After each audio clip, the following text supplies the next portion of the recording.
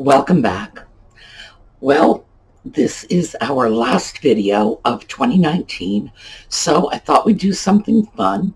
A lot of you have, over the last 7 months, asked to get some more personal information about me, and one of my fellow thrift YouTubers, Ashley Rose, invited me to join her with a question and answer session. And she's already done this. She provided the questions. So I figured, hey, why not? Last video of the year, let's have some fun with it. So we will be right back.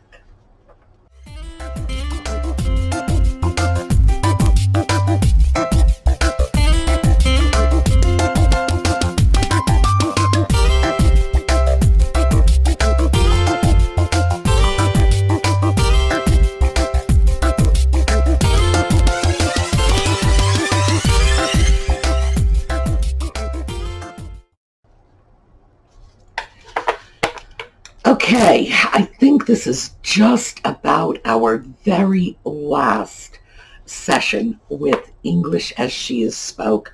I've pretty much gone through the whole book with you. For those of you who are not familiar, 1855, a couple of Portuguese gentlemen, they spoke no English. They had no English-Portuguese dictionary. Nevertheless, they took it upon themselves to create a handy little book to help their countrymen navigate the English-speaking world.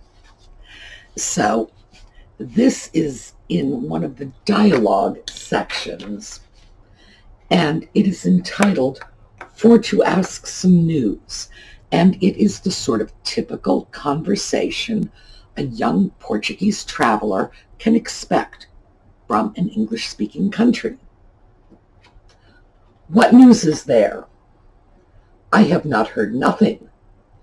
Which they speak nothing. Have you heard that we shall have the war? I have not understood to speak of it.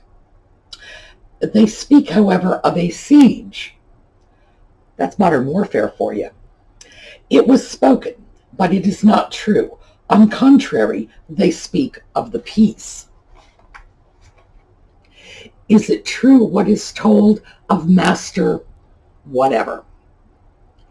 Then what is told of him? I have heard that he is hurt mortally.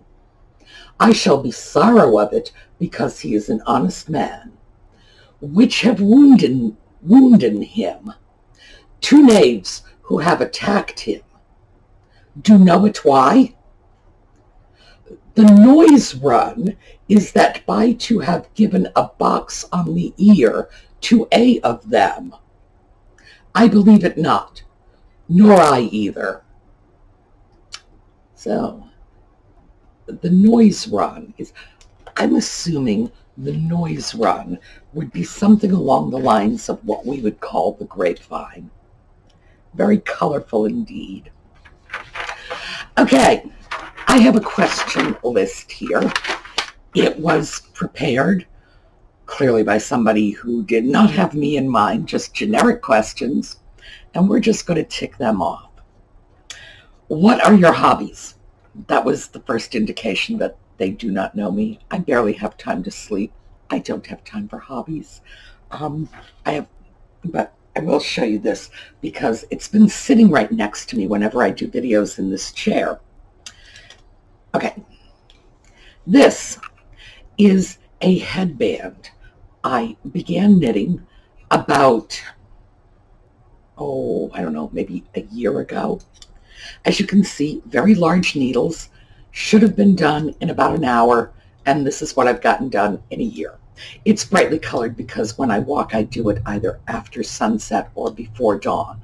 So I thought bright colors would help. Now I do know how to knit, in theory, because my mother's mother was a great knitter, crocheter, just needleworker in general. And she taught her daughters and her granddaughters, but I didn't catch on. So what I got to do was take the skeins of yarn and wind them into balls. And as you can see, I'm quite good at that. And it takes me a lot less than a year to do it. So that's about as close as it comes to a hobby. My neighbor Jane knits, I may end up just bringing that headband over and saying, Jane, have you got 5 minutes? Will you finish this up for me? No, not a hobby person, really not, never have been. And I guess if that's as close as I come, I'm really way shy of the mark. So let's see what's next. What does your channel name mean? And how did you get it? And or what inspired it? Well, when I was doing videos over on the Crazy Lamp Lady, a lot of viewers had said, gee, you should do your own channel, and here's what you should call it. And they came up with Sue Me. So I didn't name it. The viewers named it, and I stuck with Sue Me, because Sue Me is actually a phrase you'll find in the Urban Dictionary, which means something between so what and I don't care. And I thought, oh, jeez, how really wild that is. So yes, viewers came up with it. I just took the name from them and went with it. And I don't know. I mean, it could have been anything, but I thought they had come up with a fairly creative little name, so I definitely stuck with it. And it means something to me because this is your channel and you named it. So, it's yours, start to finish. Let's see. Oh, favorite movies. This one is too easy. The first one, the hobby thing, was difficult, but this one, far and away, number one favorite movie ever, ever, ever is Casablanca. It has everything. It has romance. It has drama. It has the backdrop of a war. It has comedy. It has the Marseillaise. It has everything. And I, of course, am not the only person who thinks that it is one of the best motion pictures ever made. As a war propaganda movie, however, in that particular subset, I would put that up against Triumph of the Will any day. No, we beat the daylights out of the Germans on that one, because Triumph of the Will was obviously a war propaganda movie. Casablanca wasn't, but my goodness, what a war propaganda movie it turned out to be. So, if you haven't seen it, check it out. It'll be worth your time. The humor still translates into the modern era. Some things are just so funny. And it was a piece at the time, because this was filmed in 1942. It told us that the Germans had concentration camps and relocation centers, which most Americans didn't know. It told us that there were European refugees from countries like Bulgaria that we had never heard of. Opened our eyes to things like the Vichy government in France and the French resistance. It's a good movie, and I think it holds up really well. So, let's see. Favorite movie genre? Oh, not movies like Casablanca, not at all. I used to say that I have the same taste in movies as your average 10-year-old boy, until a friend's son corrected me, and he said, no, you and I like the same movies, and I'm only 6. So yes, my taste in movies is that of your average 6-year-old boy. I want to see Arnold Schwarzenegger. I want an alien. I want a big gun. I want a man in an iron suit. I would like the Incredible Hulk. Wonder Woman wouldn't bother me either. I like escapist movies. I do not look at a movie to make me think or question my reality or go away crying or no. I want pure escapism. I want the good guys to win in the end. I want happy, happy movies. And like I said, if there's a big gun and an alien, hey, I'm not going to turn you down. What items can you not leave home without, and why? I can't even sit here without it. Kleenex. Where we are, Jocelyn and I, in South Central Pennsylvania, we have terrible air quality. And people have commented, especially over on Jocelyn's channel, that she will be sniffling and wheezing, and it's our air quality. Now, on the upside, we have easy access to just an incredible interconnected system of highways. And there are warehouses around here. There's plenty of work for people. But all the tractor trailers, and of course Pennsylvania is a state that's known to be good for business, which means that things like emissions standards are not enforced the way some of us might like. Our air quality is bad, but if you order something from Amazon, it'll be on your doorstep tomorrow morning. And my allergist jokes because I'll go into his office all the time. It's like, I'm sniffling again. What can you do about it? And he's like, what am I going to do? You're allergic to Carlisle. And he's probably right. Fundamentally, the air does not agree with me. But we have great water quality on the other hand. And since no place is perfect, I'm learning to cope with this. But yes, that is why it is my Kleenex, because I am running around in sort of a permanent state of sniffles because of the bad air quality. Oh, where were you born? Oh, this is a good one, because where I was born was only half the story. I was born in Manchester, Connecticut at Manchester Memorial Hospital. The other half of the story is when I was born. I was born on August 30th at 11:48 p.m. It's 12 minutes to midnight in Manchester, Connecticut. And 13 minutes later, according to the U.S. Weather Service, Hurricane Carol hit Connecticut. So Keith Richards can say whatever he wants about being born in a crossfire hurricane. I really was. It was a massive hurricane. 72 dead, thousands of people injured, and the monetary damages were close to $500 million. Those are 1954 dollars, mind you. And in 1954, the average family income was $80 a week. And this was $500 million in damages. Ripped right up New Jersey, New York, New England, through Canada.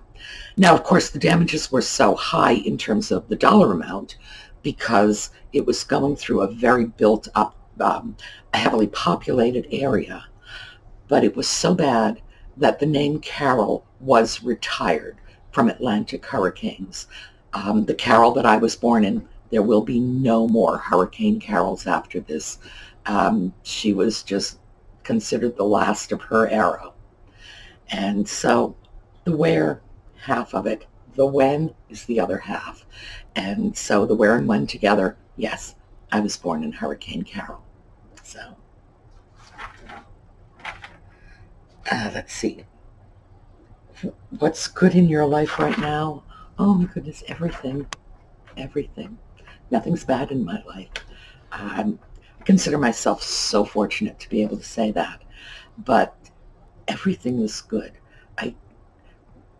I could probably sit here for 3 or 4 days before I found something that I thought was bad enough to even mention it out loud. And even if I found something small that's bad, I have my health. I have my friends. I make these YouTube videos, which gives me something to do with my days. My life is good, and everything is good. There is nothing that is even close to being bad enough to make me think that things are not going especially well. So I consider myself very blessed. And oh boy, for 2020, I wish that for all of you.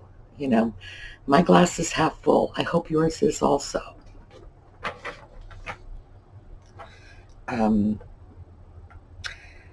What's your favorite holiday and why? Also, what's your least favorite holiday and why? They're the same. My favorite holiday is Halloween. I love it because Halloween really became this big thing with the post-World War II baby boom generation, my generation. The late 40s and right up through the 60s, it was just huge. It was magical. We got dressed up in costumes. We went around. We knocked on doors. People gave us candy. That was amazing. And it was the early days of Halloween. Nobody thought about anybody getting hurt. And it was wonderful. Nothing happened to bring any bad aspect to Halloween. And now people are afraid to let their kids go even in their own neighborhoods trick-or-treating. They take them to shopping malls. They have parties at school, or they'll take them off to the other side of town to gated communities, which for some reason they feel are safer. And so it's changing. I have a feeling that Halloween as I knew it is already a thing of the past and will just continue until it's just completely eradicated. So it's my favorite, and of course it's my least favorite because that part makes me sad. But I'm sad mostly because kids can't do it anymore, because they're never going to have that incredible innocent joy that my generation had, going around demanding candy from people and actually getting it. That was the amazing thing. We would say, give me candy, and people would say, yes. Usually they would say, no, shut up and go to your room. So, favorite holiday. And I have not had a trick-or-treater in 10 years. So it's now becoming the holiday that makes me sad. And, Halloween will come around and I will still sit there with this big bowl of Snickers bars in my lap starting to get depressed. And believe me, depression and a big bowl of Snickers bars is a really bad combination. So I gotta stop doing that. Either that or I'm going to have to move into a gated community. I don't know. I got to think this one through.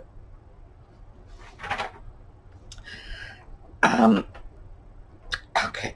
What name would your parents have given you if you were born the opposite gender? My parents could not even decide on my name. I have two names on my birth certificate. The one that's typed in on the birth certificate, and then it's crossed out with another name handwritten over the top of it. And all I can say is, show up at the DMV with a birth certificate like that sometime.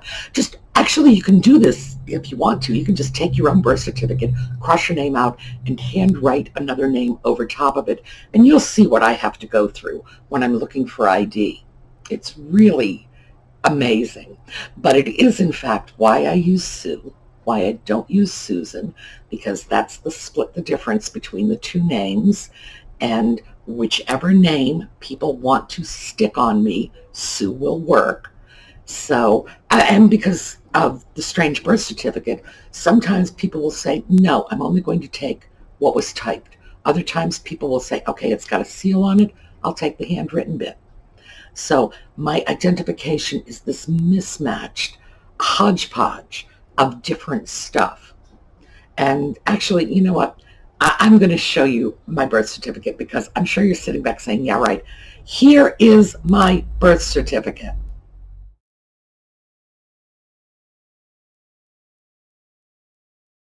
See what I mean? Yeah. Try showing up at the DMV with that sometime. See what kind of looks you get. My parents could not agree on my name as a girl. I think it would have been even worse if I were a boy because I was born back in the 50s and, you gave your girls cutesy little names, whatever was popular or trendy at the time. But boys' names had a little more significance. My parents would probably still be arguing about what to name me. I would probably be known as little no-name Hamilton. So I have no idea. I'm still not sure either one of them was satisfied with the name they gave me as a girl. So, let's see. What do you feel has been your biggest accomplishment in life so far? I actually do have something that I consider to be a pretty significant accomplishment. Back in the 80s and 90s, when computer technology was advancing and we had a lot of accommodative technology for children with disabilities, Braille being taught in schools was under threat. And when you start threatening Braille, the blind fight back. And I was one of the blind who fought back, and we fought back hard.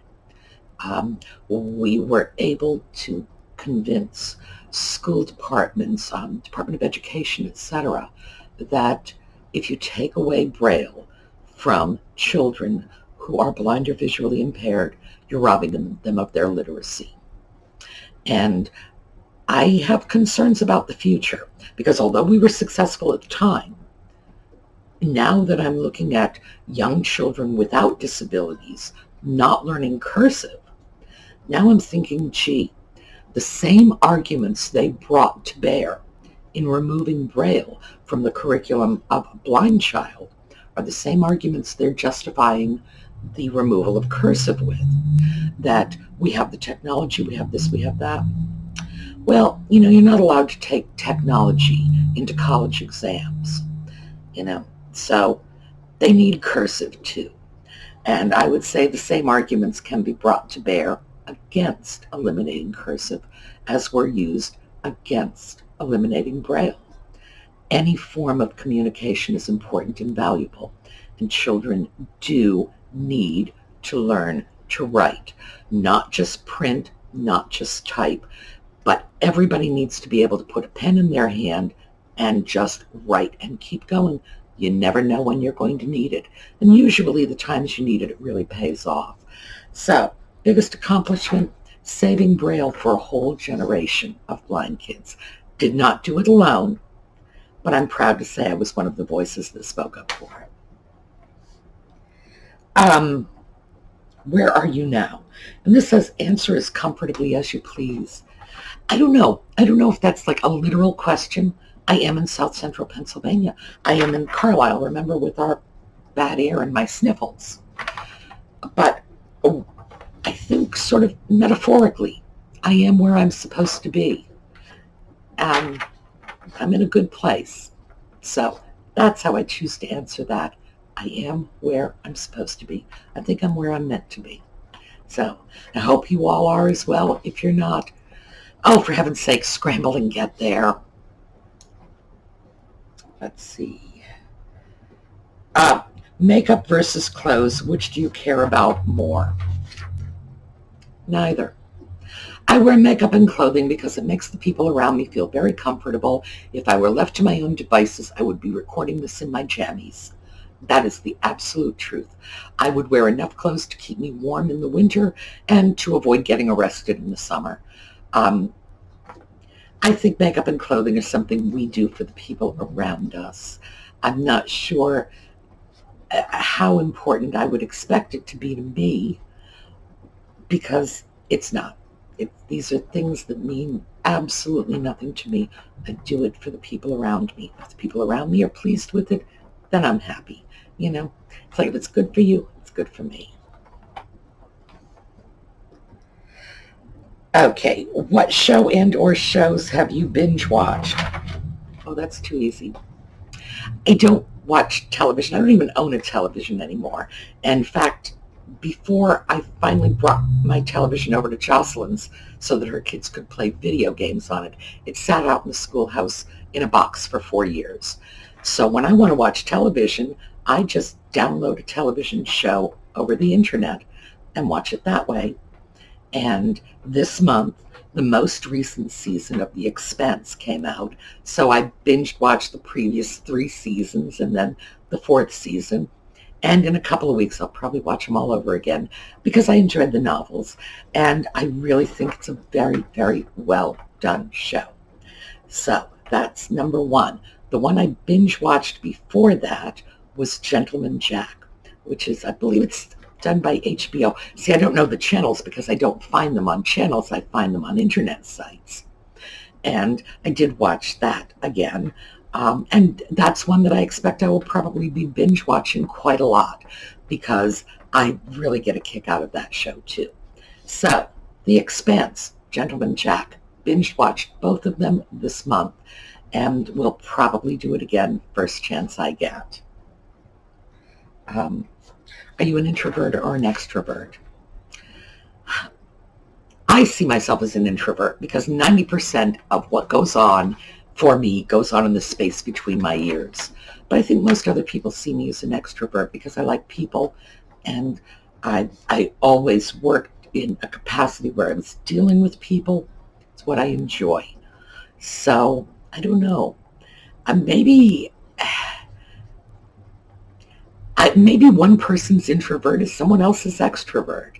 I see myself, though, as an introvert because I spend a lot of time by myself, But when I'm with people, I enjoy the daylights out of them. So I wouldn't be surprised if people thought I was an extrovert. Maybe I am. I don't know. I'll probably have to go look up those definitions again. Are you an evening person or a morning person? Neither. I am an afternoon person. When I was young, when I was in school, I was an evening person. I would do all my studying at night. I would write my papers at night. Boy, if I could have taken my exams at night, I really would have been in business. And then later, when I hit the workforce, I was a morning person because I had to get up and take a shower and get dressed to go to work, and so many things had to happen before I even stepped out the door that I really had a lot of stuff going on in the mornings. And now, afternoon. And I wouldn't be surprised if that changed again. I think maybe we do go through cycles as we age, different things at different times of our lives. I don't know. I'll have to look that up. But for the moment, I'm an afternoon person. What is the last thing you bought? This is a little depression glass creamer. I believe this is the princess pattern. I'm not 100% sure, but I think it is. I haven't looked it up. It's got a little chip in it right here. Let's see if I can get that up so you can see the little chip. Maybe if I move it around, it'll catch the light. And by the way, we're going to take a look at how to deal with this little chip in an upcoming video. But I leave my measuring cup out on my kitchen counter all the time. And I grabbed this on the theory that if I'm going to leave a measuring cup out, might as well be a pretty one. I figured since the piece is already chipped and damaged, it wouldn't be the end of the world if I just made a couple of marks along. This holds 3/4 of a cup. I can make a mark showing half a cup, 1/4 of a cup, and I can probably use this just as effectively as a measuring cup, and it's a lot prettier. And Goodwill, 99 cents. So last thing I bought. You're not surprised, are you? What is your guilty pleasure? When thinking about guilty pleasures, I'm just going to have to go back to a television show again because that's the only thing I can think of. And that's Brockmire.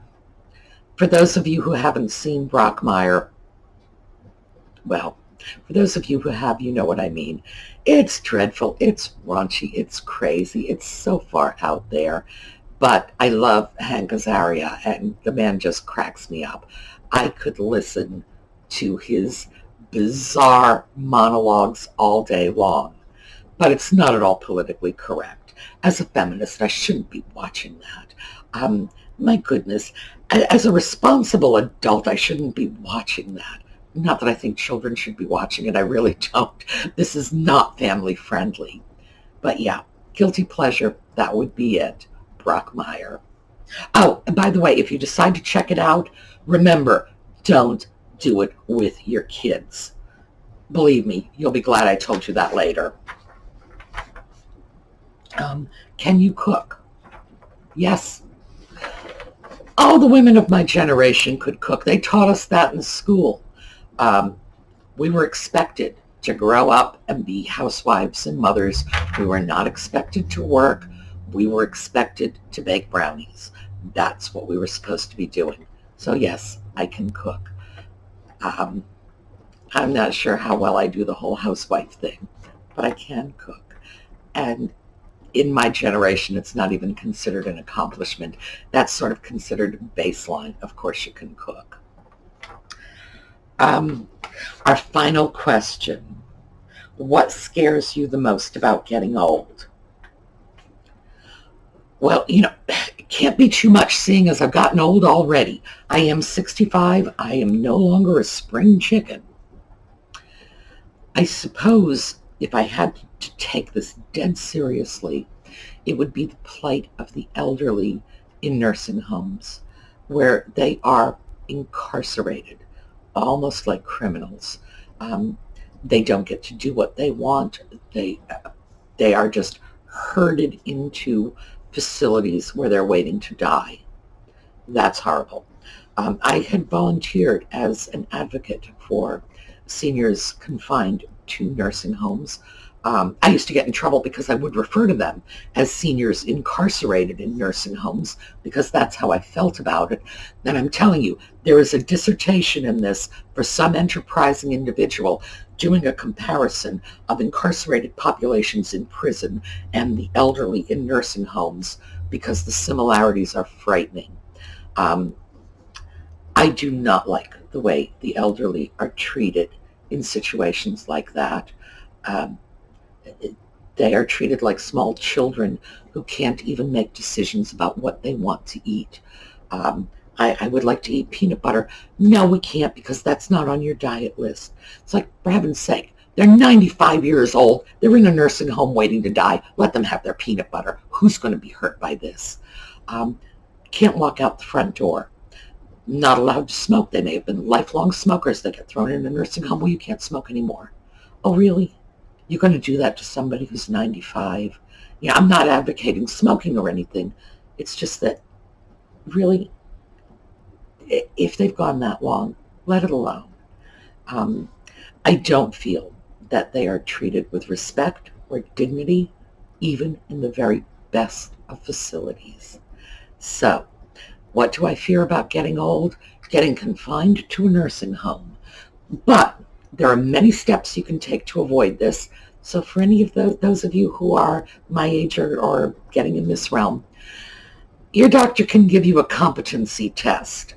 They can do it annually. Medicare pays for it. My doctor insists on it.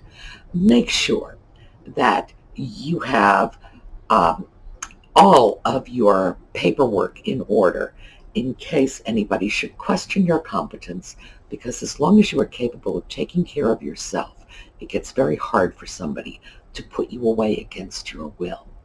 So make sure you've got all that going. And you can also appoint a guardian.